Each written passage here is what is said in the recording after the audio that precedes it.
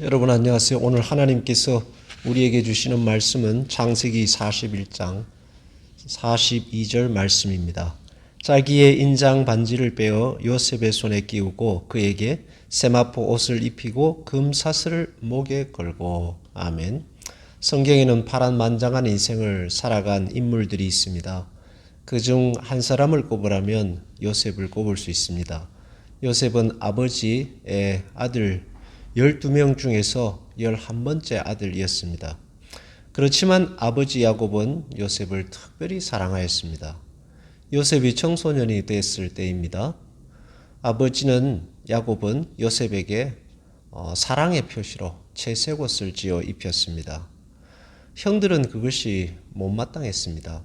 자기들의 동생임에도 불구하고 그 채색옷을 찢어버렸습니다. 그리고 동물의 피를 묻혔습니다. 요셉은 노예상에게 팔아버렸습니다. 아버지의 가장 사랑받는 아들에서 하루아침에 노예상에 팔려 노예가 됐습니다. 상상할 수 없는 죽음과 같은 절망 속에 떨어진 것입니다. 애굽으로 끌려가서 노예로 팔렸고 그것도 모자라 다시 죄수의 신세로 감옥에 갇히게 됩니다. 그렇게 보낸 세월이 언 14년이었습니다. 채색 옷은커녕 다 떨어진 옷에 허기진 배를 움켜쥐고 살았습니다.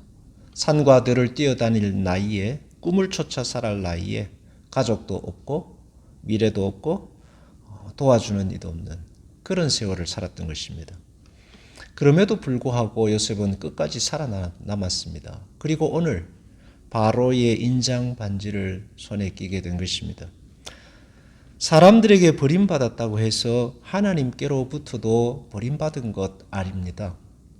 사람들의 호의와 도움이 없다고 해서 모든 것이 사라진 것 아닙니다. 아버지가 지어준 채색옷이 없다고 해서 인생이 무너지지 않습니다. 가족들의 도움이 없다고 해서 살아갈 기반이 없는 것도 아닙니다.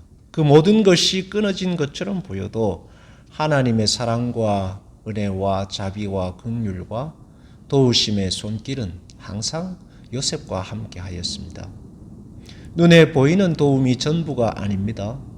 어쩌면 인생의 진정한 비밀은 보이지 않는 하나님의 도우심의 손길에 있을 것입니다. 눈에 보이는 것에 얽매이면 보이지 않는 하나님의 역사심을 믿지 못하게 됩니다. 빼앗긴 채색옷과 가족들의 인정보다 하나님의 보이지 않는 그 비밀스러운 도우심과 신비한 은혜와 손길과 사랑이 훨씬 크고 넓습니다. 하나님의 도우심의 손길을 바라보십시오. 끝까지 여러분을 도우시고 여러분과 함께 하실 것입니다. 그리고 인장 반지를 여러분의 손에 끼워 주실 것입니다.